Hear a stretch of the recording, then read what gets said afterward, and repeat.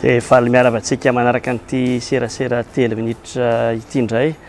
Anao resaka politika kely ako, resaka mikasika an'iny tsy mahaleo sampona izay nampisy resa be iny. Fa ho telo volana mantsy izay nisian'ilay hoe fitoam-bita izay ataon'ny filoham-pirenena izay mikasika ny programmany aloha fahitako anazy voalohany indrindra ny programmany izay kabary tsy valiana matetika. Efa nisy zany ny hoe tsy mahaleo sampona iny izay efa nilazaina tao amin'ny Facebook alohan'ny namoahana azy tamin'ny televiziona isan-karazany dia anisan'ny velom-panantenana ny tenako satria nieritreritra hoe misy zany ny olona sa hamaly le kabary tsy valiana izay napetraky ny filoham-pirenena mba hamaly tsirairay an'ilay zavatra nyteneniny. Izay zany no nantenaiko tamin'iny. Rehefa mivoaka nefa ilay izy dia lasa ohatran'ny hoe karazana hoe parodie, izany hoe lazana any marina fa hoe milaza zava-misy fa ohatran'ny hoe sady natao ho provocation ihany zany dia any koa ny tao anatiny satria resaka ny izay marina fa hoe zavatra tokony tenenina, resaka momba ny Claudine sy ny antso ataribina taony fa tsy nisy zany famaliana na famakafakana politika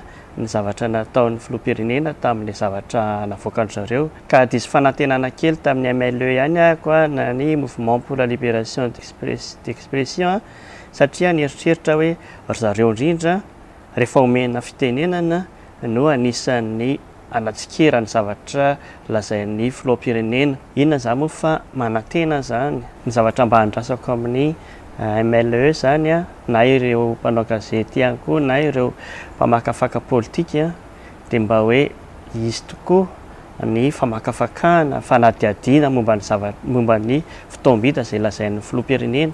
Tokony isy olona afaka mandrava, tsy hoe mandrava angambany fa hoe manapasapasaka ny zavatra lazain'ny filoham-pirenena mba ho hita tokoa hoe marina daholo ve ny zavatra lazainy, mba ho hita tokoa hoe mitombona ve ilay izy fa tsy lasa fanasana todo fotsiny, mba ho hita hoe tsy hahen'ny feo-an-dakiloha sy tokana fotsiny ny vahoaka. Izay zany angambany no mba angatahako amin'ny MLE amin'ilay resaka tsy mahaleo sampona satria tsy resaka endrika ivelany fotsiny, tsy resaka hoe manao logo menamena izy dia ianao manao logo mangamanga mitovitovy amin'iny dia manao an'izao paozin'ny filoha dia manao an'izao koa ny paozy, manjary lasa parodie maivana be ilay izy. Fa ny zavatra angatahana amin'ny MLE zany amin'ny tsy mahaleo sampona dia mba handray ny fitoam-bita anankiray izay nandeha tao alohany dia mamaofy an'iny zany manapasapasaka an'iny mijery hoe ty zavatra nytenen'ny filoha ty tsy mety, ty zavatra nytenen'ny filoha ty tsy marina, ty zavatra nytenen'ny filoha ty mbola tsy tanteraka.